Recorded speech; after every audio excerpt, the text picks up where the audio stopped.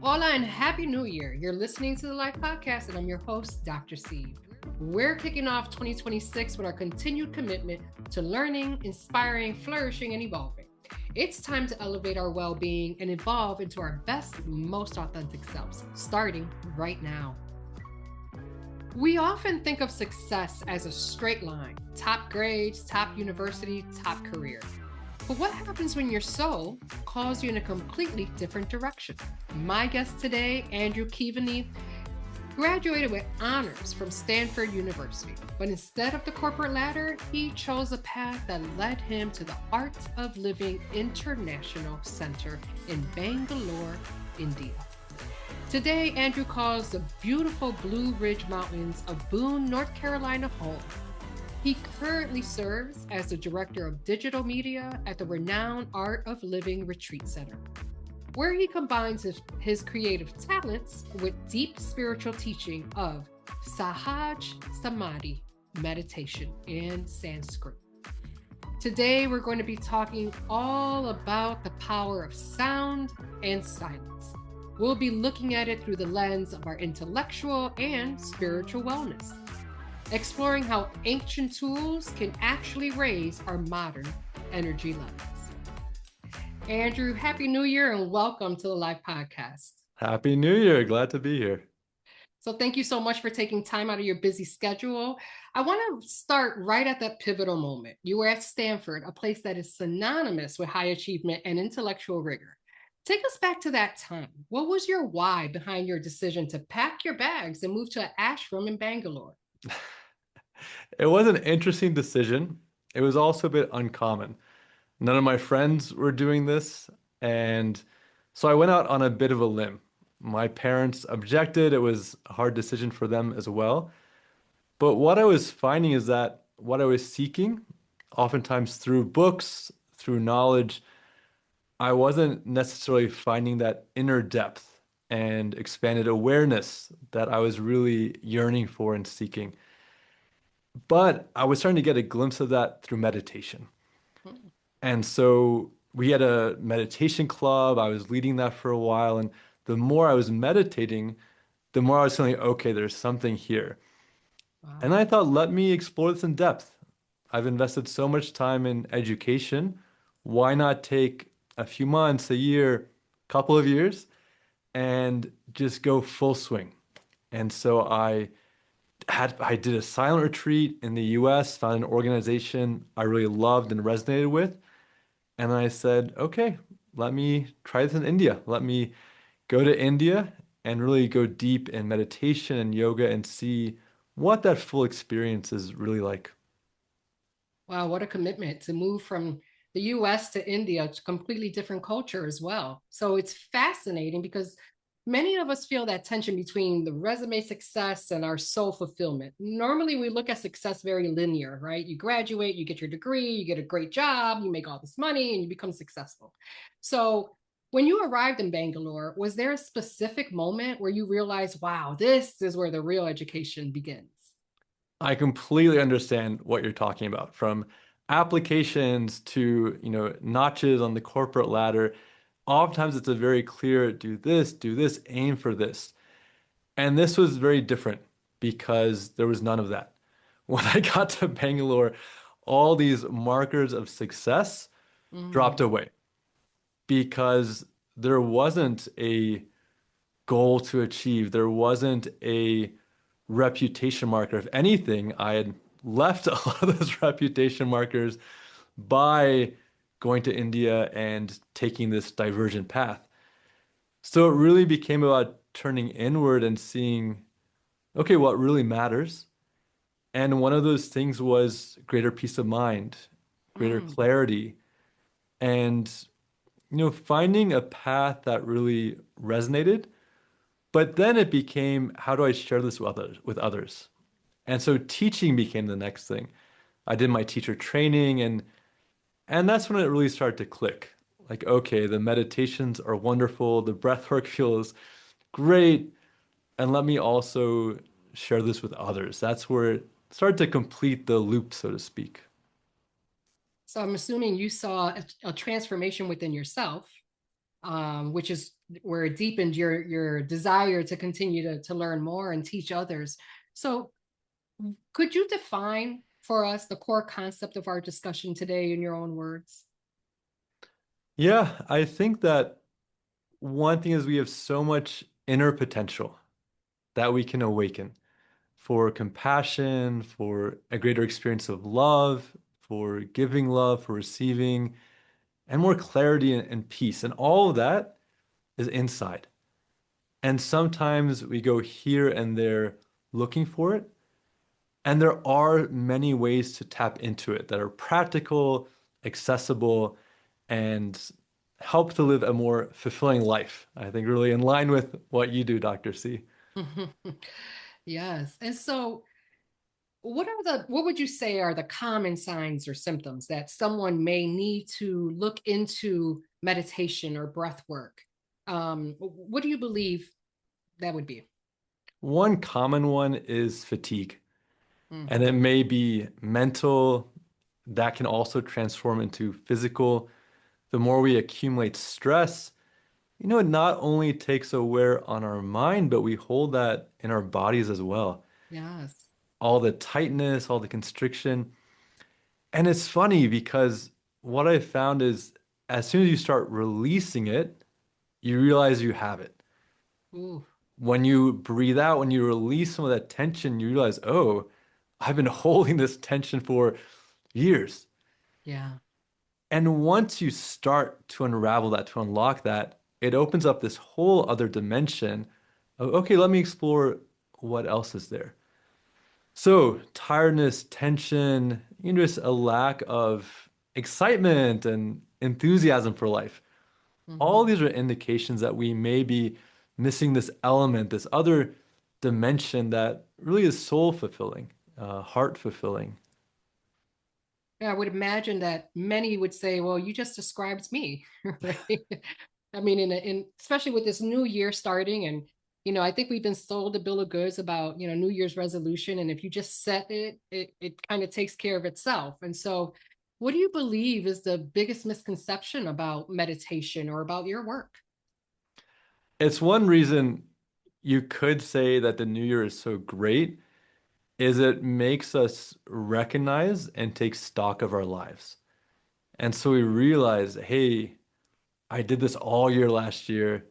This isn't working. Or, it's just like it's a fork in the road where Yes. suddenly we have this collective wake up moment of let me try something different next year. Mm. Oftentimes we know that falls flat because we have a good intention, like you said, but we don't know how to make that substantially progress in our lives. I had a similar experience when I started out. I wanted inner peace. I wanted to come to a state of, being and happiness. And I was reading all these books to try and figure it out, Hmm. but without a clear path, it wasn't quite clicking.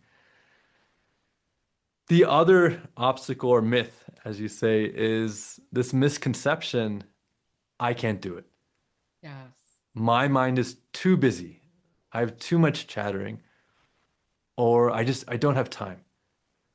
And all these can be really real for people, but at the same time, with the right technique, with the right, commitment and practice, I've seen almost anyone can pick it up. Even the people that told me, Andrew, my mind is too busy. I'm like, okay, let's give it a shot.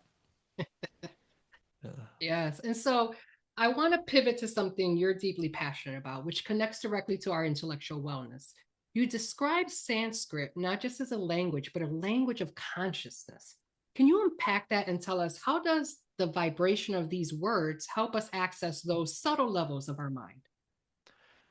I started learning Sanskrit right after I went really deep in my meditation practice. Not really deep, but I found some of these Indian yogic traditions, and I thought, let's go to the root, the origin.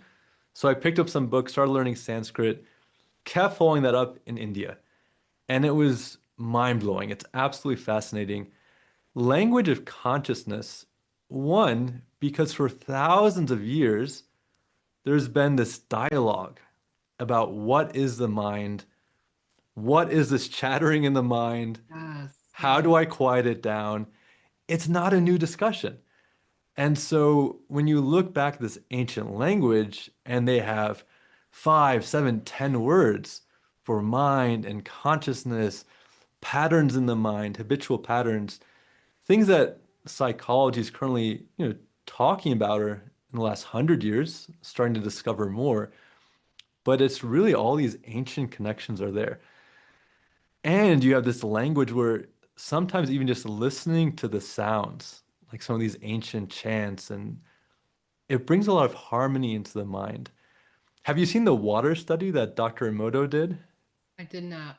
Oh, is the water study? Are you talking about when they froze water, but they spoke Yes, negatively, and it was like these it was like an ugly type of disconnected and shard, frozen. But then when you spoke positive words to it, it was like these beautiful snowflake-like images. Is that the study you're speaking about? exactly. That I think was that fascinating, by the way. fascinating, That right? study is fascinating. One Yes. of the most solid signs that sound impacts vibration in ourselves as well. So when negative sounds, when discordant music creates such a, like you said, unharmonious crystalline structure, what do harmonious sounds do? Does Beethoven or Bach or these ancient chants just create so much harmony just through vibration? And it's a lovely experience. Yeah.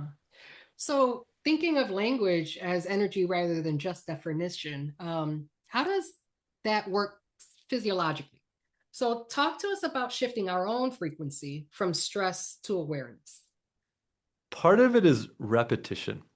So we see that sometimes our frequency, our habitual patterns set in through repetition. We keep thinking a certain way, we keep behaving, we keep reacting, and these habits creep in. So we're also doing the reverse. Habit formation works both ways. Mm-hmm. And my mentor has a great talk about this, where he says that, to drop a habit, you take a commitment, time-bound commitment, 3, 4, 5 days, not forever. This is often the mistake in New Year's resolutions. Okay, I'm never going to smoke again. And then it's very hard to do because the mind can't handle that. But we say 3, 4, 5 days, I won't do this. Then we extend that gap. Okay, I did it for a week, now for a month, now for 2 months. I love So that. yeah, it's so useful and practical. I've used it for many things. It works. It's great. Yeah. Same thing for resetting our vibration, our patterns. So, we take a commitment for, okay, 5 days. I'm going to practice a little time in silence. I'm going Mm, to meditate for, starting small, 10, 15 minutes a day. Okay, I'm going to do that for a week. I'm going to do that for a month. And then we see that with gradual practice, the system becomes habituated to it. And that starts to become our normal frequency, our normal response. The other, I wow. think, big insight from the Vedic tradition is that your inner being is love. Really, underneath this all, what are you? Love. We're joy. Mm, And it's just this accumulation of all these stresses and tensions and patterns that interrupt that dislodge that somewhere. And so it's not finding something new, it's returning to your essence, really. yeah. I love that. Your love ultimately, right? I love that. And how do you get back to the base? How do you get back to that root? Exactly. Whew. And I also love kind of taking it one step at a time. We try to overhaul our entire life. I've been there. I've said, I'm never going to do this again. And within an I've done hour, it, yeah. and then within an hour, I'm doing it again. I'm like, Right. oh. And I think that is the disappointment that we feel. And then we believe, well, we just can't do it. Because I It's have a said many times, there's no way I could do meditation. My brain is always on, it's always screaming, it's always doing something. But I have managed to learn to learn to calm it down a little bit and to learn to really kind of focus and have some self-awareness. So it is possible. And I know I'm a baby beginner. a baby beginner at that. And sometimes that is the trouble for high achievers is we are so used to execution and Yes. drive and getting things done and aiming for the next level, which is wonderful in some way. Like, you have this great podcast, you reach so many people. How do we turn that off is also a skill. Okay, Yes. how do I stop doing? And all my, our drives like, okay, go, go, go. And then just letting ourselves completely relax is so fulfilling, but also just like you're saying, can be a bit of a shock to the mind at first. Yeah. My husband always says, don't get burnt out, teaching burnout, don't get burnt out trying to, kind of boil the ocean. So definitely we all can use some work on kind of understanding when to step away and not feel guilty when you step away and really shut the brain off when you step away and unplug completely. So Right? It's like feeling guilty for sleeping, oh, absolutely. Absolutely. I which just some spoke of with us do. Well, I just spoke with someone yesterday. We were at the airport and we were coming back from vacation and someone said, "Oh, now I got to go back to the real world. And now I got to feel guilty again." And I went, "Why are you feeling guilty?" Like, "Well, because now whenever I take some time off or if I just take a minute to take a breath, I feel guilty." And so I can understand that. We all feel like we should always be doing something. I think, we've been trained to believe that as well. That if you're not doing something, somehow you're being lazy or you're not pouring into yourself, you're not evolving, you're not growing. So another myth to bust. I think we need to normalize and take that concept and throw it out for a while. Absolutely. There's so much value in rest, in conscious rest, not just waiting till you burn out or get so tired, but creating a regular pattern of, okay, 10 minutes, 20 minutes for myself to just rest and turn it all off. Ironically, also makes us more productive, more creative. It's a win-win, but quite countercultural right now. Yeah. So let's make this practical for the listener. If someone is feeling completely drained or burnt out, what is one accessible breath work or tool that they can integrate into their daily routine to start shifting that energy? One I would say is alternate nostril pranayama. Hmm. A lot was made a few years ago when Hillary Clinton, politics aside, in favor or not, shared that this is a technique she uses before she does speeches sometimes Oh, as a quick kind of pick me up. And breathwork is so magical because anyone can do it. If you breathe, you can find a bit of peace and calm through breathwork. And it's a very simple technique where you essentially move the pattern of breath through the left and then out the right, in the right, out the left, for a few minutes. And just doing that brings such harmony and calm in the mind in a matter of minutes. So it's wow. very calming, very harmonizing, very productive in its own way. Wow. So can you actually walk us through that? We can, yeah. Great. So we have the left hand. You can have the left hand resting in your lap, or you can gently touch the thumb and the pointer finger and rest in the lap. And then with the right hand, we'll rest the thumb gently on the right nostril.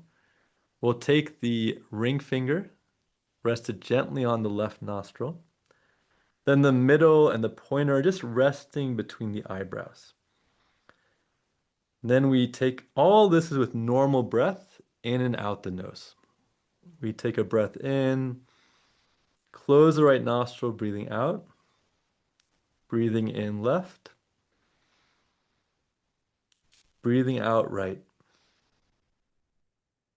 breathing in right, closing right, opening left, breathing out left, breathing in left, and breathing out right, breathing in right, breathing out left. You can close the eyes to go deeper if you wish. In right, out left. Relaxing the hands, letting the breath return to normal with a light smile. Oh, thank you for that. Ah. So we know that resistance is huge when trying to build these habits. And you mentioned a busy mind, a loud mind. So, what do you tell your students who say that they can't meditate because of their busy mind? How does this approach handle a loud mind? One, that it's very normal. Don't worry about it. Sometimes the distress is more about having a loud mind than the mind itself being loud. Does that make sense, that distinction? We're worried more about our inability to do it than Yes. actually trying it. So don't worry is one thing. It's perfectly normal. The mind is meant to be that way, to talk, it does all that.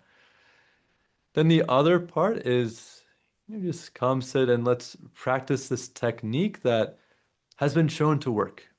I think that's a big deal is it was such a relief for me when I found some of these breathwork practices and meditation techniques because I'd been trying for years to get into a meditative state through things I'd read in books and all over.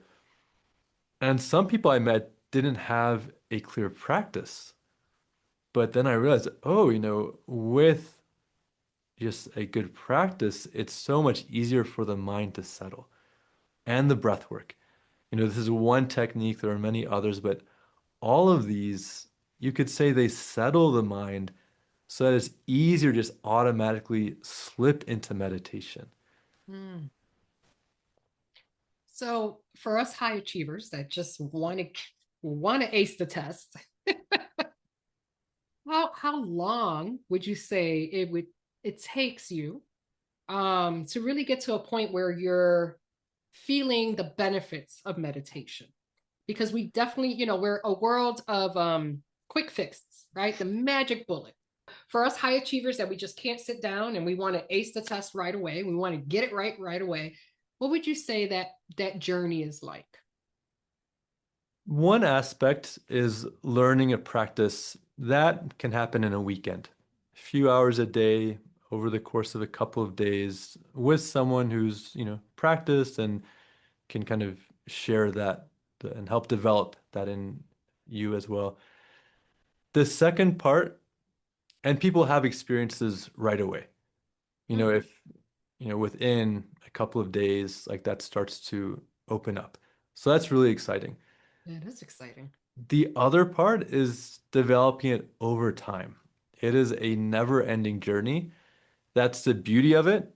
It can seem daunting, but it's also very enjoyable. I've been doing this for, I guess, 18, 20 years now, Wow. and it continues to unfold. It doesn't plateau. And so it also becomes a thing where you see, oh, where can I really go and find relief and peace? And meditation can become that refuge for our souls so that, okay, I want to do this. Let me sit and do this for a few minutes a day, and it does really help. So it's Yeah. both immediate, but also sustained over the long term. Yeah. And you mentioned earlier about normalizing, right? And unfortunately, we're in a world of go, go, go. And so, as we look into the future integration of ancient wisdom and modern living, do you see the evolution of institutions elevating energy management to the same level of importance as time management to combat burnout? I hope so. We really need it. I think we agree, and there's a growing consensus that just go to go go takes us certain places. It takes us to achievement, especially professionally, academically. It's really good in a lot of ways. But what it does not necessarily give, the missing piece of the equation is happiness. Mm, And for happiness, it's a different logic, it's a different equation. There's that saying, bringing knife to a gunfight. And so sometimes if we expect to just go, go, go and feel happy from it, it can just be a mismatch in expectations. And when we understand, I need to rest, rest, rest, I need to go inward to really feel that happiness, to complement my outward activity, Yes. that's so useful because then Yeah. we can have both. Yeah. That balance is important, right? All Um, about balance. Yeah. yeah. And I think high achievers in my consulting and in my burnout recovery coaching that I do, I've noticed that high achievers are like, okay, I'm burnt out. I just need to not be burnt out anymore. How do I do this, Dr. C? Right. And I'm like, wait a minute. That's Let what me got not you be to burnt that out, point. right? Let me not be burnt out so I can go back to So I that. could go back to burnout, right? And I noticed that there's this, push and pull with wanting internal peace and happiness and it for it to exude externally. But the work that has to go into really kind of stepping back and saying, these are the points where I need to just slow down and I need to be okay with slowing down. So that's always an Mm. interesting battle that I see a lot of people, kind of conflicted with. And I'm sure you've seen that in your work as well, correct? I haven't. The other point or paradigm I found useful for this moving forward to shift gears is to say that life is multidimensional. Life has one aspect, which is our burnout lane, our success and our career. It has another lane that's our inward life, our happiness, our joy, being in touch with joy. Another area is our relationships. Hmm. Another area is, our creativity. What are we doing to be creative in life?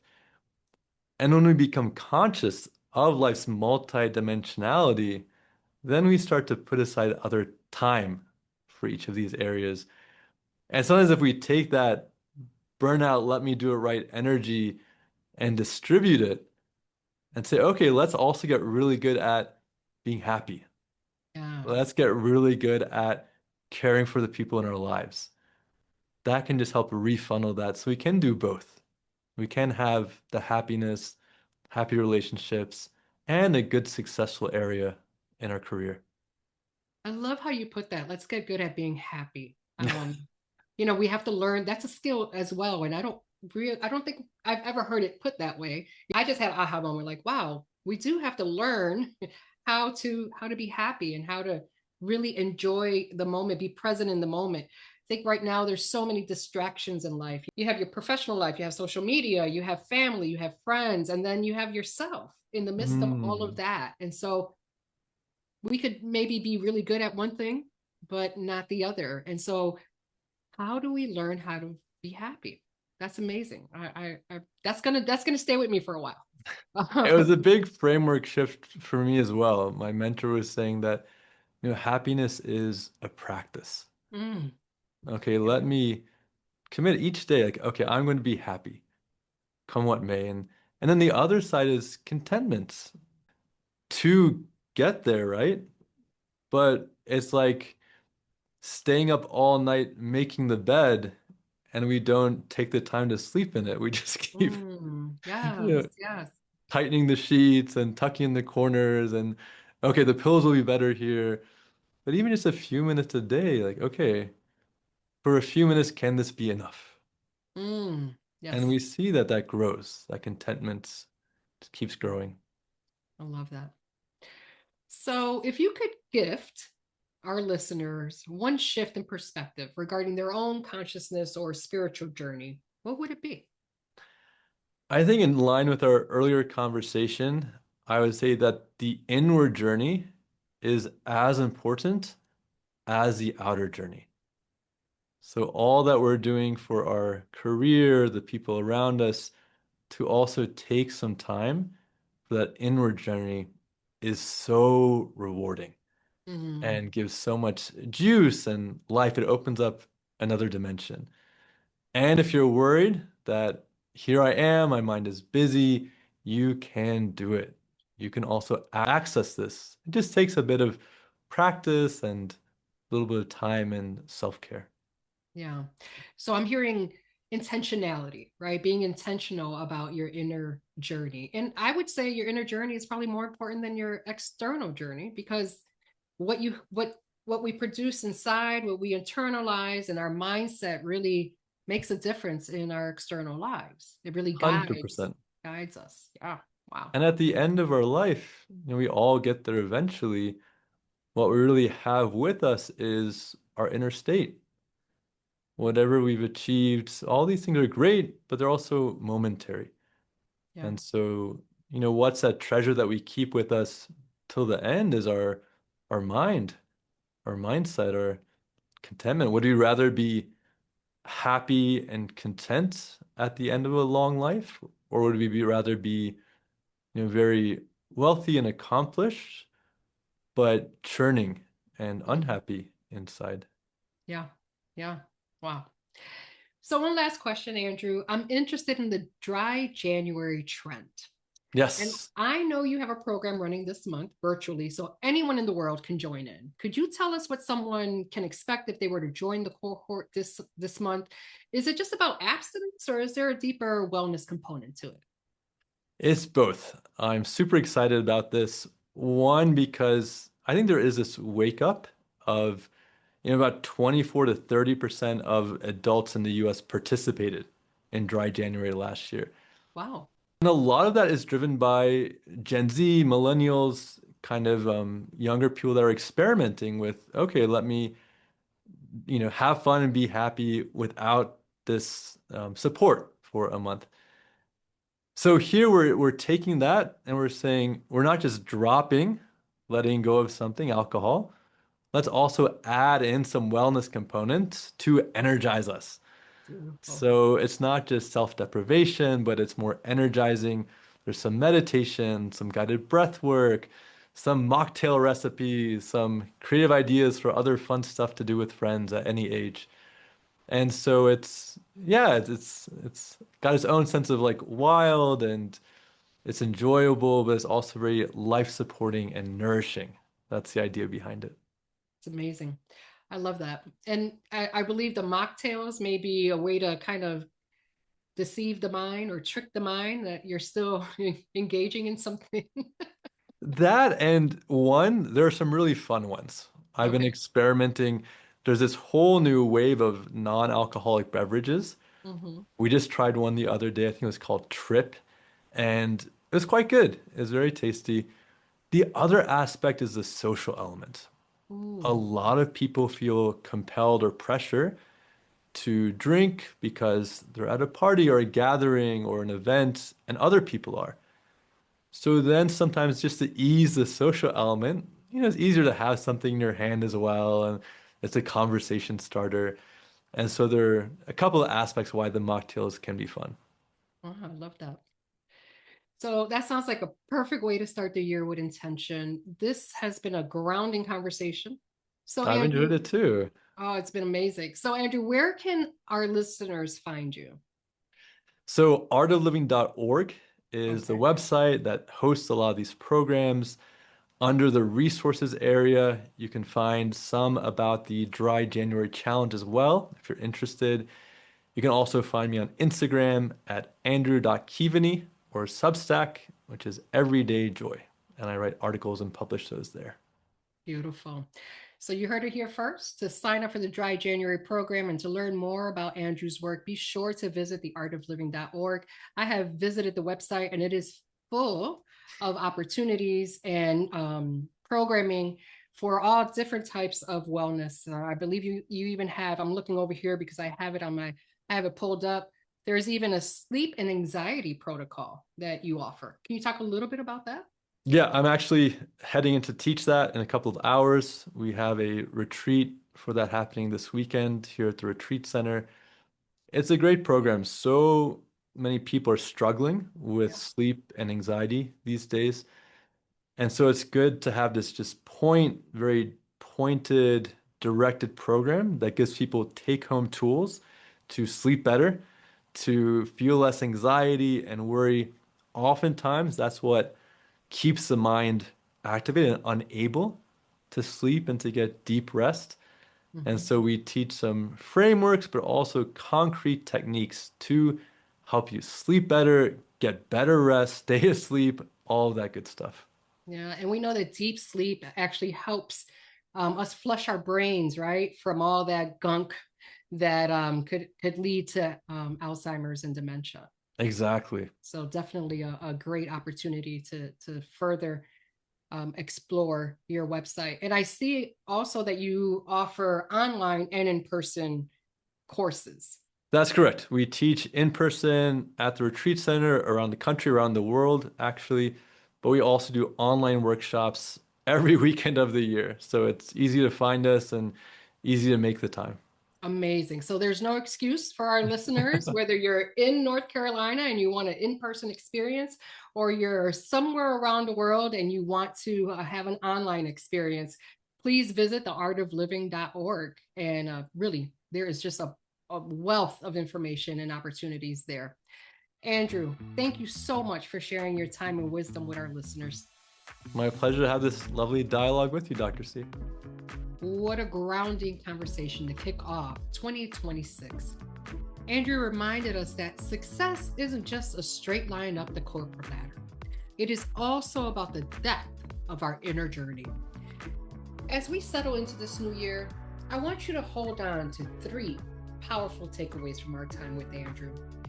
First, remember that life is multidimensional. We often stay stuck in the burnout lane of career success, but we have to nurture the happiness lane just as intentional. You do not have to choose between success and peace. You just need to make space for both. Second, let's reframe how we view joy. Andrew taught us that happiness is a skill to be practiced, not just a mood we hope to catch. As we train for our careers, we must train our capacity for contentment. And finally, if you are feeling that loud mind we talked about, remember the tool of alternate nostril breathing. It's a simple, accessible way to shift your energy from stress to harmony in just a few minutes. If you're ready to move from doing to being this month, I encourage you to join Andrew for his Dry January program. It isn't just about giving something up. It's about what you add in: wellness, mocktails, and community. You can find that program along with many others at theartofliving.org. You can also connect with his daily insights on Instagram. Let's make this year one where we don't just achieve more, but we actually enjoy more. Until next time, keep on learning, stay inspired, continue to flourish, and never stop evolving. I'm your host, Dr. C, and this is The Life Podcast.